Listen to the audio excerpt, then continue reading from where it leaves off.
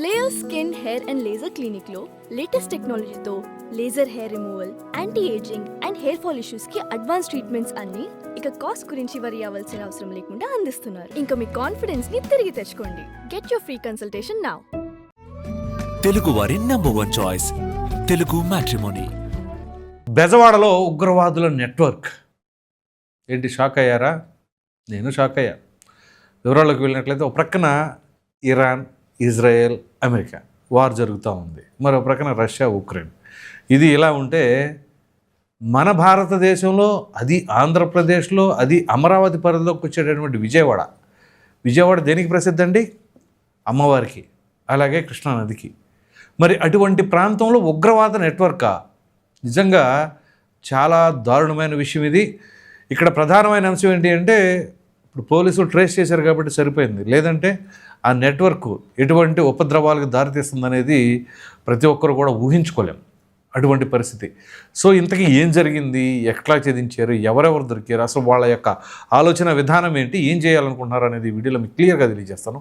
ఎక్కడ స్కిప్ చేయకుండా చూడండి. వివరాలకు వెళ్ళినట్లయితే ఇది విజయవాడనే కాదు, యావత్ దేశాన్నే కలవరబెట్టిందని చెప్పేసి అనుకోవాలి. సో ఇదేదో స్థానికంగా ఏదో ఆషామాషిగా ఉన్న కుర్రోళ్ళు చేసింది అనడానికైతే లేదు. 3 యువకులు ఈ యొక్క అరెస్ట్ అనేది మామూలుగా కాదు, పెద్ద ఉగ్రవాద నెట్వర్క్ అట. సో ఇదేదో లోకల్ ఇష్యూ కాదు, పైగా అంతర్జాతీయ ఉగ్రవాద సంస్థతో సంబంధం ఉన్న భద్రతాపరమైన విషయం అని చెప్పేసి పోలీసులు గుర్తించారు. సో విజయవాడ లాంటి ప్రాంతంలో ఇటువంటి నెట్వర్క్ బయటపడతామంటే భద్రతా సంస్థలను అప్రమత్తం చేసింది. ప్రస్తుతం 42 మంది సభ్యులు అట దాంట్లో ఉంది. దానికోసం ముమ్మరంగా పోలీసులు గాలిస్తూ ఉన్నారు. ఈ 3 యువకులు ఎవరైతే ఇప్పుడు పట్టుబడ్డారో వాళ్ళని విచారించగా వాళ్ళు సామాన్య నేరస్తులు కాదని, దేశవ్యాప్త అంతర్జాతీయ ఉగ్రవాద సానుభూతి పరులతో సంబంధాలు కలిగి ఉన్నారని తేలింది. సో వీరు వెనక ఉన్న భారీ నెట్వర్క్ను ఛేదించేందుకు పోలీసులు 7 రాష్ట్రాల్లోని సోదాలు నిర్వహిస్తూ ఉన్నారు. సో వీరి మీద కేసు రిజిస్టర్ అయింది, దర్యాప్తు చేస్తూ ఉన్నారు. ఇంతకీ ఏ రాష్ట్రాలంటే, పోలీసులు తెలుపుతున్న వివరాల ప్రకారం దేశంలోని 7 రాష్ట్రాలు ఢిల్లీ, రాజస్థాన్, బీహార్, తెలంగాణ వంటి ప్రాంతాలకు చెందిన 42 మంది యువకులతో ఒక రహస్య సోషల్ మీడియా గ్రూప్ నడుస్తుందంట. వీళ్ళంతా కూడా ఒక సీక్రెట్ గ్రూప్ను మెయింటైన్ చేస్తూ ఉన్నారు. ఈ గ్రూప్ ద్వారా ఐఎస్ఐఎస్ ఖిలాఫత్ ఐడియాలజీని వ్యాప్తి చేస్తూ ఉన్నారు. వీరంతా ఆల్ మాలిక్ ఇస్లామిక్ యూత్ పేరుతో కార్యకలాపాలు కొనసాగిస్తున్నారు. ఇంతకు వీళ్ళ టార్గెట్ ఏంటో తెలుసా? భారతదేశాన్ని ఇస్లామిక్ స్టేట్గా మార్చాలనుకుంటున్నారంట. సో మనం ఎప్పుడో కాశ్మీర్ ఫైల్స్ అనే ఒకటి జరిగింది, గుర్తుంది కదా. సో అప్పుడు కాశ్మీర్ ఫైల్స్లో ఏంటి, చనిపోతారా, ముస్లింగా కన్వర్ట్ అవుతారా, అటువంటి స్టేజ్. ఇప్పుడు ఈ ఉగ్రవాద సంస్థ యొక్క టార్గెట్ కూడా అదే. ఒక ప్రక్కన మన దేశం అంతా కూడా హిందూ ధర్మాన్ని, మనం అసలు ఉందే హిందుస్థాను, మరి మన హిందూ ధర్మాన్ని కాపాడుకోవాల్సిన మన దేశంలో, అసలు ప్రపంచవ్యాప్తంగా హిందీ దేశాలు ఎక్కడ ఉందండి, మన దేశమే కదా. ఇక్కడ కూడా వాళ్ళ యొక్క ఇస్లామిక్ మతాన్ని మరి దేశవ్యాప్తంగా మొత్తం మార్చేయాలి అని చెప్పేసి వాళ్ళ యొక్క టార్గెట్ అట. చూడండి. సో వీరంతా ఆల్ మాలిక్ ఇస్లామిక్ యూత్ పేరుతో కార్యకలాపాలు కొనసాగిస్తున్నారు. ఇండియాని ఇస్లామిక్ స్టేట్గా మార్చాలన్నది వీరి ప్రధాన సంభాషణల సారాంశం అని చెప్పేసి పోలీసులు గుర్తించారు. ఇంకా దారుణమైన విషయం ఏంటి అంటే, జాతీయ జెండా ప్లేస్లో వీళ్ళ ఐసిఎస్ జెండాని పాతారు, పెట్టి ఫోటోలు దిగటం వీరి యొక్క తీవ్రవాద ధోరణికి నిదర్శనం. అంటే మన జాతీయ జెండాని సైతం ప్రక్కన పెట్టేసి ఐసిస్ జెండాని వాళ్ళు పెట్టుకొని ఫోటోలు దిగారట. వాళ్ళకి ఎంత ధైర్యం, తెగింపు ఉండాలండి ఈ కార్యకలాపాలు చేయాలంటే. సో ఇక్కడ అసలు ఏం జరిగింది ఏంటి అంటే, పాకిస్తాన్, ఆఫ్ఘనిస్తాన్ వంటి దేశాల్లో ఉన్న ఉగ్రవాద సంస్థలతో వీరు నిరంతరం సంప్రదింపుల్లో ఉన్నారు. మామూలుగానే మనకి పాకిస్తాన్తో పెద్ద హెడేక్. మొన్న పెహల్గాం దాడి చూసాం కదా, ఆ తర్వాతే కదా ఆపరేషన్ సింధూర్ అని చెప్పేసి మనం అటాక్ చేసింది. అభం శుభం ఎరగని అమాయకులు ఏదో సేద తీరదామని చెప్పేసి అక్కడికి పర్యటన చేస్తే ఇంకొంతమంది నవదంపతులను సైతం అక్కడ ఎంత దారుణంగా అండి, పేర్లు అడిగి ప్యాంట్లు జిప్పులు తీసి ముస్లిమా కాదా హిందువా నిర్ధారించుకొని మరీ షూట్ చేశారు. అట్లాంటి దారుణమైన పరిస్థితి. సో ఇప్పుడు పాకిస్తాన్, ఆఫ్ఘనిస్తాన్ అంటే వాళ్ళకి ఉగ్రవాద సంస్థలు ఉంటాయి, పెంచి పోషిస్తారు కూడా ఆయా దేశస్తులు. సో వాళ్ళు ఆ సంస్థలతో నిరంతరం కమ్యూనికేట్ చేస్తూ ఉన్నారు. భారతీయ యువతను జిహాదీ వైపు మళ్లించి శిక్షణ కోసం విదేశాలకు కూడా పంపేస్తారట వీళ్ళు. దానికి ఈ ముగ్గురు యువకుల ప్రోత్సాహకాలు పోలీసులకు ఆధారాలు లభించే వీళ్ళు ఇలా చేస్తున్నారని. వీరి వద్ద నుంచి స్వాధీనం చేసుకున్న మొబైల్ ఫోన్స్, ఎలక్ట్రానిక్ గ్యాడ్జెట్స్, వాటిల్లో కీలకమైన ఆడియో క్లిప్స్, జిహాదీ మెసేజ్లు లభించాయి. ఎంత దారుణం అండి. ఇక సో ముందుగా వాళ్ళ ఇంట్లో కుటుంబ సభ్యులను పంపించవచ్చుగా టెర్రరిస్టులుగా తయారు చేసి. ఈ కేసును అత్యంత ప్రతిష్టాత్మకంగా తీసుకున్న ఏపీ పోలీసులు, కేంద్ర దర్యాప్తు సంస్థలు ఇతర రాష్ట్రాలకు ప్రత్యేక బృందాలను పంపాయి. దేశ భద్రతకు విఘాతం కలిగించే ఇలాంటి మిలిటెంట్ కార్యకలాపాలపై ఉక్కుపాదం మోపుతామని అధికారులు చెప్పారు. యువత సోషల్ మీడియాలో ఏ గ్రూపుల్లో ఉంటున్నారు, ఎవరితో మాట్లాడుతున్నారు అనే అంశాలపై తల్లిదండ్రులు నిఘా ఉంచాలి. పిల్లలు ఉగ్రవాదం వైపు వెళ్లకుండా జాగ్రత్త పడాలి.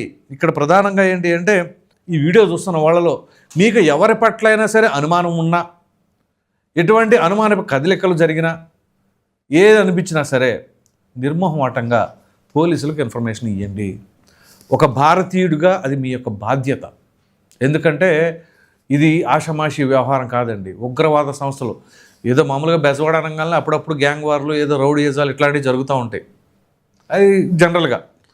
కానీ అటువంటి చోట ఇటువంటి ఉగ్రవాదాలు నెట్వర్క్ బిల్డ్ చేసుకుంటున్నారు అని అంటే ఇది చాలా చాలా దూరం ఆలోచించాలి. ఎందుకంటే విజయవాడ ఎప్పుడు భక్తుల రద్దీతో ఉండేది అమ్మవారి ఆలయం.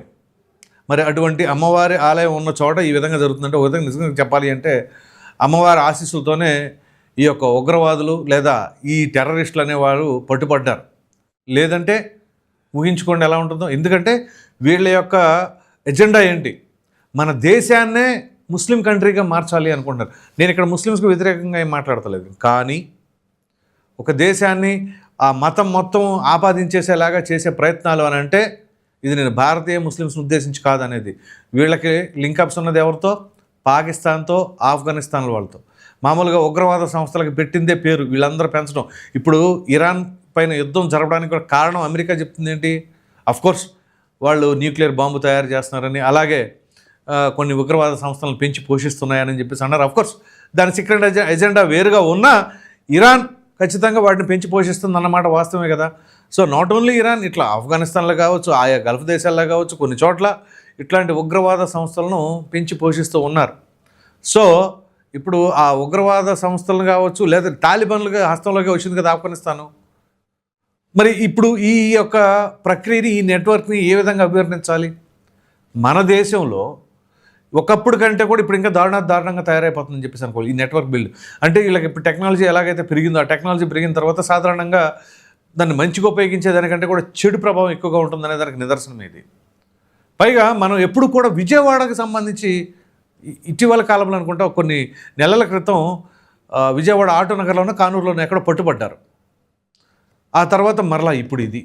సో ఏం జరుగుతుంది? విజయవాడలో డేంజర్ బెల్స్ మోగబోతున్నాయా?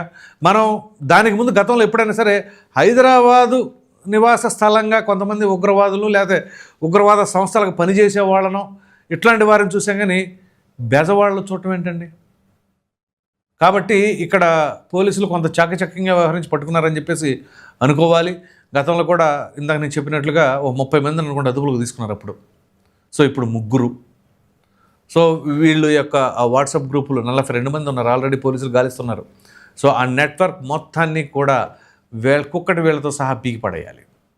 లేదంటే చక్కగా మన భారతదేశం చక్కగా అందరూ హిందూ ముస్లింలు అందరూ బాయ్ అంట అలాగా కలిసిపలిసి ఉండే మన భారతదేశంలో ఇట్లాంటి ఉగ్రవాద సంస్థలు వచ్చి మరి వాళ్ళ నెట్వర్క్ బిల్డ్ చేసుకొని దేశాన్ని అతలకుతలం చేయాలనుకుంటున్నారా? వాళ్ళ చేతుల్లోకి, వాళ్ళ గుప్పిట్లోకి తెచ్చేసుకోవాలని భావిస్తూ ఉన్నారు. కాబట్టి ముందుగా తల్లిదండ్రులు మీరు కూడా మీ బిడ్డలపైన నిఘా పెట్టండి. ఏం జరుగుతుంది, ఎవరితో మాట్లాడుతున్నారు, ఫోన్ సంభాషణలు ఉన్నా, వాట్సాప్ గ్రూపులు ఉన్నా ఒకసారి చెక్ చేసుకోండి. ఒకవేళ పొరపాటున వాటికి కనుక అట్రాక్ట్ అయ్యారా, మతం ముసుగులో పడిపోయి ఇక మీ బిడ్డ మీకు దక్కరు. వాళ్ళ మైండ్లో ఎంత క్రూయల్గా ఉంటుందంటే వన్స్ దాంట్లో కనుక వాళ్ళు వెళ్ళారు అని అంటే వాళ్ళకి తల్లి తండ్రి బంధుత్వం ఏమీ ఉండదు. ఒక జాతీయత, దేశం, దేశభక్తి ఇంకా అవి ఉంటే అటెందుకు వెళ్తారు? అటువంటిప్పుడు ఇక తల్లిదండ్రులు అనే ఎమోషన్ కూడా ఉండదు. మొత్తానికి డిస్కనెక్ట్ అయిపోతారు, ఇక క్రూరంగా తయారైపోతారు. మీ బిడ్డలు మీకు అందకుండా పోతారు. కాబట్టి ఇట్లాంటివి మీకు ఎక్కడ అనుమానం కలిగినా ఇమ్మీడియట్గా మీ దగ్గర పోలీస్ స్టేషన్ వాళ్ళకి ఒకసారి కబురు పంపించండి. ఖచ్చితంగా అది మన యొక్క సామాజిక బాధ్యత కాబట్టి ఆ ప్రకారంగా కొంచెం జాగ్రత్తగా ఉండండి, కొంచెం నిఘా పెట్టుకోండి. ఒక కంట మనం అటు ఇటు చూసుకుంటూ ఉంటాం బెటర్ అని చెప్పేసి నేను కోరుకుంటున్నాను. సో మరి మీరేమనుకుంటున్నారు బెజవాడలో ఈ ఉగ్రవాద నెట్వర్క్ ఉండడం పైన అనే అభిప్రాయాన్ని అయితే కామెంట్లో తప్పకుండా తెలియచేయండి. Thank you.